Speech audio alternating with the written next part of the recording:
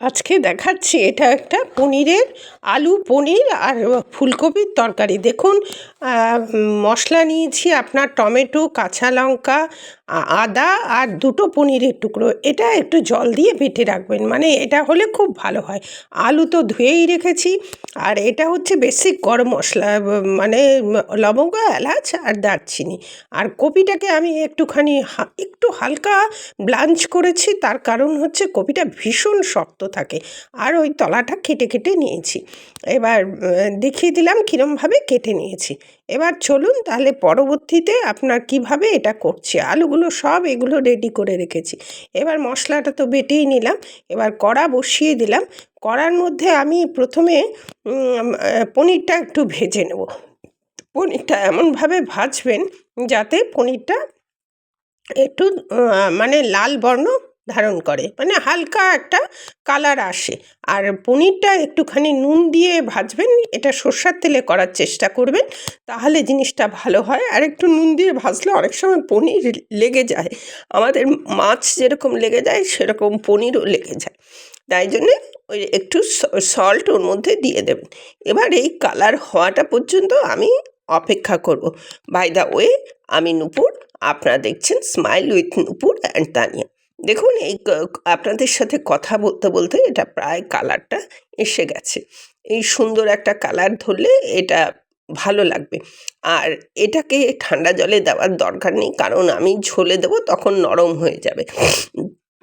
এবার ওই তেলেই আমি আলু ভেজে নিলাম। আলু ভেজে এইটাকেও আমি তুলে রাখবো। আলুটাও একটুখানি ধরুন 50% বা 40 থেকে 50% মতন হলেই আলুটা আমি ভেজে রাখবো। ওর মধ্যে একটু হলুদ দিয়ে ভেজে রাখলাম, কালারটা যাতে সুন্দর আসে। আর হলুদটা আপনি তখনই দেবেন যে তেলটা খুব গরম হচ্ছে, সেই সময় যদি হলুদটা দেন তরকারি কালারটা খুব সুন্দর আসে। যাই হোক, আলুটা তো ভাজা হচ্ছে। আপনারা আলুটা আমি তুলে নিলাম। দেখুন তুলে নেওয়ার পরে এবার আমি আবার কপিটা আপনার একটু মানে হালকা একটু ভেজে নেব, যাতে বেশ সুন্দর লাগে খেতে। আর এখন শীতের প্রথমের কপি তো শক্ত হলেও যাই হোক চলে যায় আর কি, মোটামুটি। এগুলো সবই সারে ভর্তি, তবুও আমাদের খেতে হয় তাই খাই। এবার আপনার এই কপিটাকে একটু হালকা ভেজে নেব। ভেজে নিয়ে পরবর্তীতে দেখাচ্ছি কি করব। আপনারা তো একটু প্লিজ, যদি আমার রেসিপিগুলো ভালো লাগে তাহলে একটু সাবস্ক্রাইব করে দেবেন, আর বেল আইকনটা টিপতে ভুলবেন না, আর লাইক শেয়ারটা একটু করে দেবেন। এটাই আমার একান্ত অনুরোধ। এবার এইটাকে ভাজা পর্যন্ত আমি অপেক্ষা করব। একটু হয়ে গেছে। এবার কড়াতে আমি জিরে, তেজপাতা আর একটা শুকনো লঙ্কা, তেজপাতাটা আমার বাড়িরই তেজপাতা, এইটা আমি ফোড়ন দিয়ে দেবো। আমি এর মধ্যে আর গরম মশলাটা দিলাম না। এবার যে পেস্টটা করে রেখেছিলাম সেই পেস্টটা ঢেলে দেবো। এবার পেস্টটা ধুয়ে আমি একটুখানি ওই মিক্সির যে বাউলটা আছে, বোলটা, ওই বোলের মধ্যে আমি একটু জল নিয়ে এটাকে একটু মানে ভালো করে সতে করে নেবো, মানে একটুখানি ভেজে নেবো যতক্ষণ না একটু কাঁচা গন্ধটা বেরিয়ে যাচ্ছে। এই কাঁচা গন্ধটা চলে গেলে খেতে ভালো লাগবে। তারপরে একটু বেসিক মশলা দিয়ে দেবো আমি, হলুদ আর লঙ্কা। লঙ্কাটা অ্যাকর্ডিং টু টেস্ট দেবেন, নুনও তাই, চিনিও তাই। এটা আপনাদের অ্যাকর্ডিং টু টেস্ট দেবেন, যে যেরকম ঝাল খান সেইভাবে দেবেন। এবার জিরে দিয়ে দিলাম, ধনে দিয়ে দিলাম। এই পরপর এই বেসিক স্পাইসগুলো আমি দিয়ে দেবো। জিরে ধনে দিয়ে এইটাকে আবার কষালাম।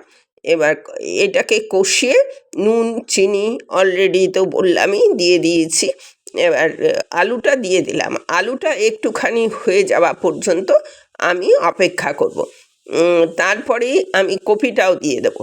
এবার কপিটা দেওয়া হয়ে গেলে কপিটা একটু নাড়াচাড়া করে আমি তারপরে এর মধ্যে একটু ওই বাটিতে তেল ছিল, এটা নষ্ট করব কেন, ওর মধ্যেই দিয়ে দিলাম। এই সমস্ত দিয়ে ভালো করে একটু নেড়ে চেড়ে আপনার তারপরে আমি এর মধ্যে পনিরটা দিয়ে দেবো। পনিরটাও ভাজা আছে, পনিরটা দিয়ে দেবো। তবে পনির একটু বেটে দেবেন, দেখবেন খেতে অনেক বেশি স্বাদ হবে, ভালো লাগবে খেতে। পনির তো অনেকেই বেটে দেয় না, আমি পনির একটু বেটে দিই, তা এতে আপনার খেতে বেশ ভালো লাগে। এরপরে এইটাকে ভালো করে একটুখানি ভাজা ভাজা হলে মানে সব মশলার যে স্বাদটা, টেস্টটা, এই টেস্টটা যখনই এই সব পনির, আলু আর কপির মধ্যে ঢুকে যাবে, আমি তারপরে একটু জল দিয়ে দেবো। এবার জলটা দিয়ে আমি এটাকে ভালো করে মানে বয়েল করে নেব, যাতে কপিটা ভালো করে হয়। দেখুন এখনও হয়নি, এই হয়ে যাবে, হয়ে যাওয়ার সময় হয়ে এসছে। এবার আমি জলটা দিয়ে দিলাম। জলটা আপনি দেবেন, বাড়িতে পরিবার সদস্য থাকে, বাচ্চারা থাকে, অনেকে ঝোল খেতে একটু ভালোবাসে বা কিছু, আপনাদের পরিমাণ মতো দেবেন, যাতে একটু বয়েলটাও হয়ে যায় ভালো করে আর একটু ঝোলও থেকে যায়। তা সেই মতন করে দেবেন। এবার সবাই দেখুন আলু বয়েলড হয়েছে কিনা সেটা দেখে, আমি কিন্তু কপির তলাটা বয়েলড হয়েছে কিনা সেই জিনিসটাই লক্ষ্য করি, কারণ এতই শক্ত যে খুব অসুবিধা হয়। আর আমি একটুখানি বেসিক গরম মশলা যেটা বলে ঘরোয়া, সেই গরম মশলা আর একটু ঘি এর মধ্যে দিয়ে দিলাম, গ্যাসটাকে নিভিয়ে দিলাম। এবার চলুন আমি আপনাদের পরিবেশন করে দেখাচ্ছি। দেখুন কত সুন্দর হয়েছে জিনিসটা, দেখতেও কত ভালো হয়েছে।